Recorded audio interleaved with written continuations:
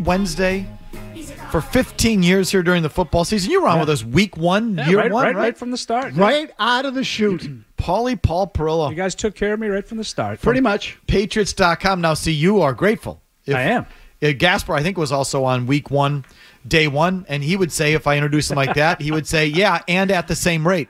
He always points that out. I don't know how they're paying you, Paul, but either way, nice again to see you. How are you? Again, keyword being see you in person. It's great. It's great to be here on a sunny day. It hasn't been that way for a long time. And, of course, I come in and I'm listening to why everything's not as good as you think it is. Well, we had to do it. We gave him 2 good days. Slow your roll Wednesday. Slow your roll Wednesday. I get to come in for. Which is going to be short-lived because if they lose, Monday is going to be, right? So you don't get to Wednesday. Right. But either way, Paul, how good should we feel about that win? I don't really think there's a whole lot of bad things to say about the win on Sunday. And it's funny, we were walking out after the post-game show, and I was like, wow, I didn't have to exaggerate anything. They really played well. And I know that part of it is probably perception because of just how clunky everything looked all summer. The bar was really low, especially offensively, and they went out and, they played pretty clean. They didn't turn it over. They didn't commit a lot of penalties. They ran the ball, obviously, effectively with Stevenson, and it looked a lot better, from a structural standpoint than I think a lot of people were thinking. I think we kind of got excited about it. Yeah. Now, when you sort of take a couple of steps back, and most of the stuff you guys were talking about when I was driving is probably accurate. I don't know how many games you can expect to win, putting 290 yards of offense on in 16 points, and really the 16 points some of them were kind of given to you, at least 3 of them. Overall, I know your thoughts on the running game, but just do it here since we've been talking about it today. How important the running game is if you're building around the running game, winning games on the ground. Your thoughts on that? Yeah, I just think it's hard to expect them to win a lot of games the way they did Sunday. I think they did. I thought they played really well, and there weren't a lot of glaring errors. But playing that game 16 more times, I think you'd be hard-pressed to win more than 5.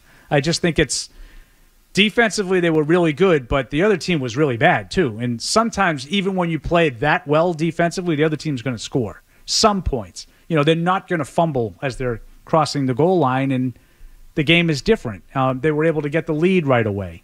Sometimes when you play that way, when you play, more conservative ground control, and then the other team gets the ball first, it goes right down and scores.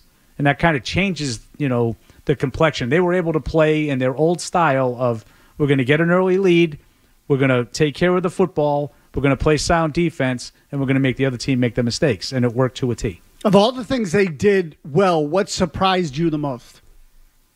Probably the stuff that I talked about offensively, not necessarily by anything that they did, but just how clean it was.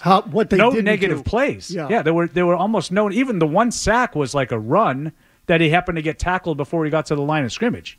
There was very few turnover-worthy plays. Was there 2, right? 2. I mean, Stevenson put the ball on the ground and it came right back to them, and certainly the one ball in the end zone was lucky not to get intercepted, but I thought they made good choices, and offensively, it wasn't great. I'm not trying to pretend it was. I'm not trying to be all sunshiny on you, but they didn't do really anything that hurt them. The last couple of years, it's been first down, holding call. 2nd and 20. You're not converting that. They didn't do that in this game, and they were able to maintain possession, almost 40 minutes, right? Give me the Mayo effect. What was different? They clearly played hard for him, didn't they?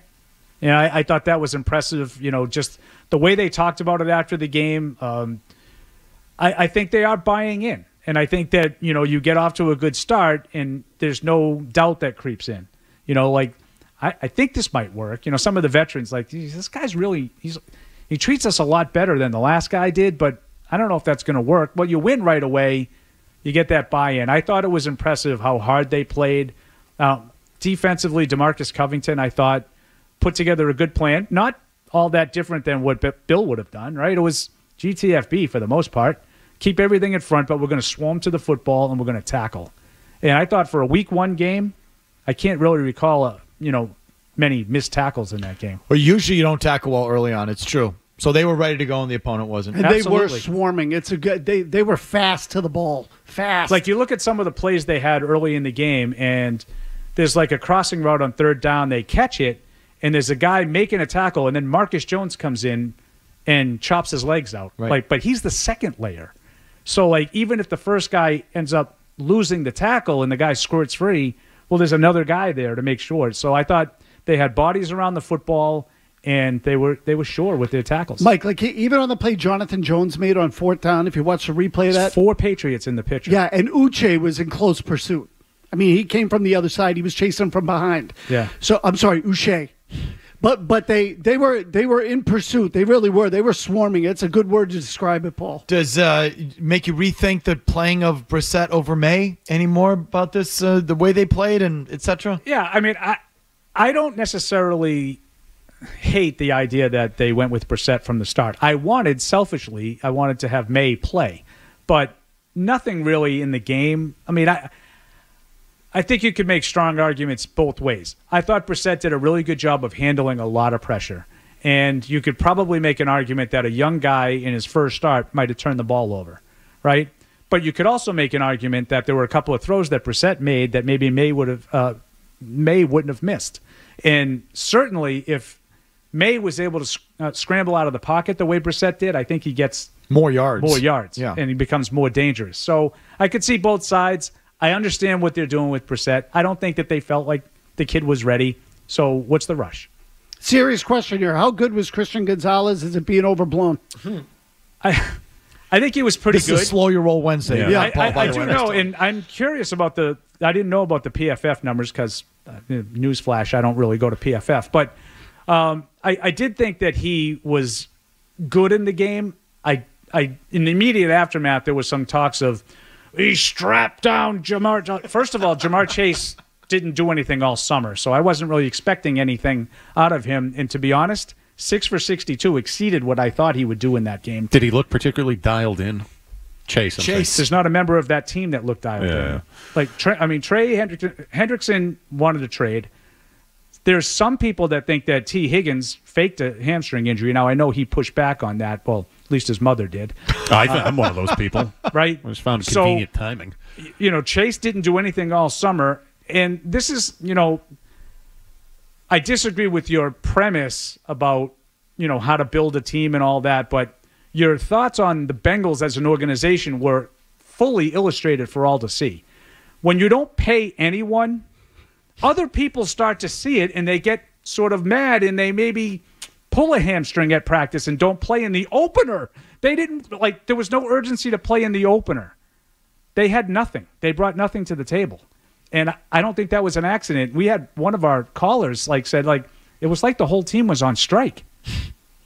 And I was like, I kind of were. I don't think you're giving enough credit to the Patriots for making them look like that.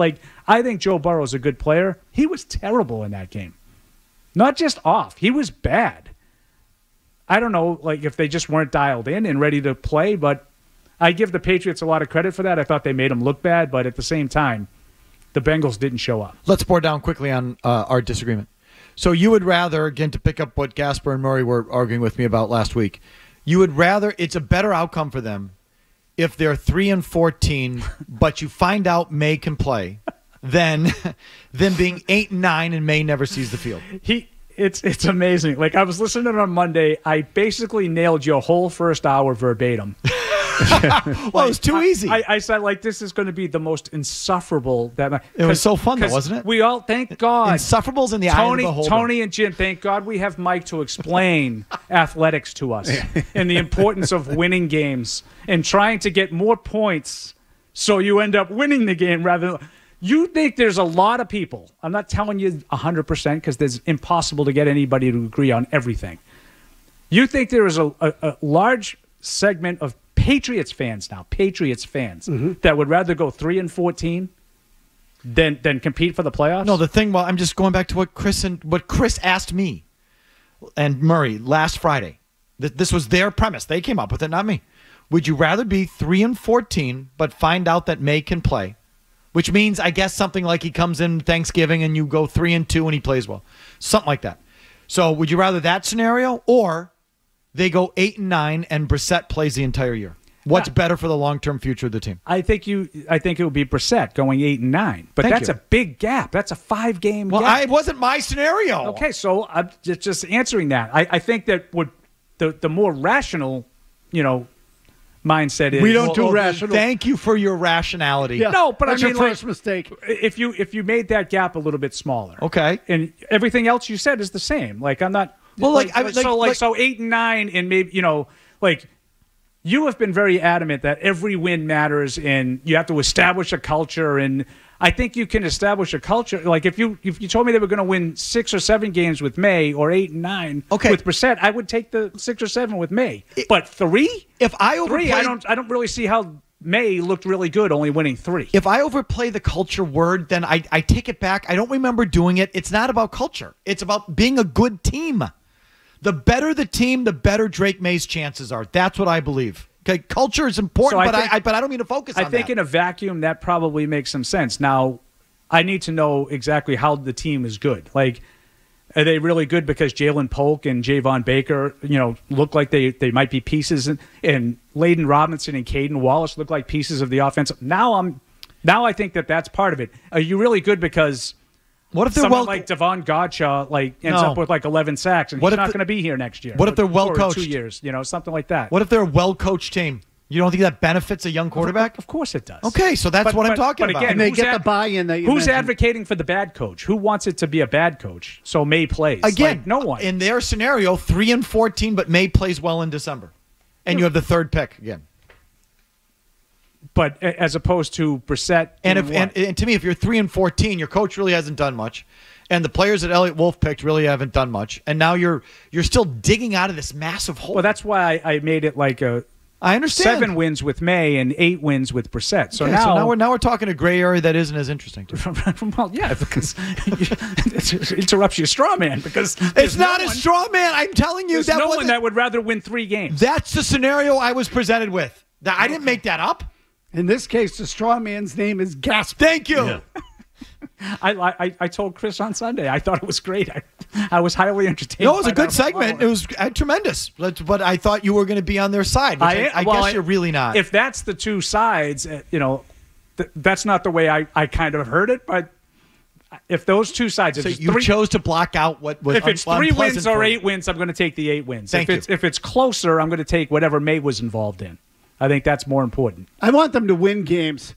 I decided this hit me last week, and I felt that way anyway. But Another it was sportsman so over here. Yeah. No, it was I so want to win games. Winning good. Well, Jim, there's so many, but there's not just these two Jamokes. There's a lot of Patriots fans who, give me the third pick. We'll take a that's receiver. not me. I'm not. Like it's like I haven't really heard a lot of that. You can take the third pick and shove it up your ass. So I have.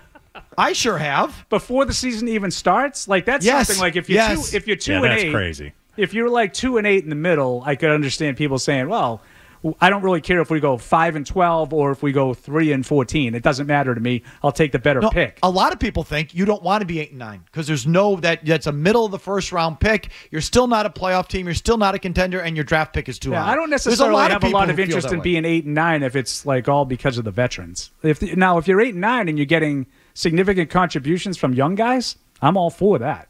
Like if Jalen Polk is suddenly emerging as like maybe your number 2 receiver. I think if Mayo proves himself as a coach, that's better for everybody. And I don't even believe in him. So he'd be proving me wrong, which is fine. That's what they should want. Paul ruined this discussion by bringing some rationality to it. Too logical, too thoughtful. No, but I did just to go back to where we started. It was hard not to feel good for everything. Not trying to be like again sunshiny. But everything that happened on Sunday, it was hard not to feel good about that when you left the stadium. If you like that clip, check out more videos from Felger and Mazz here. For more Patriots analysis and opinion, hit this playlist. And for all the latest from the Sports Hub, download the app at 985thesportshub.com.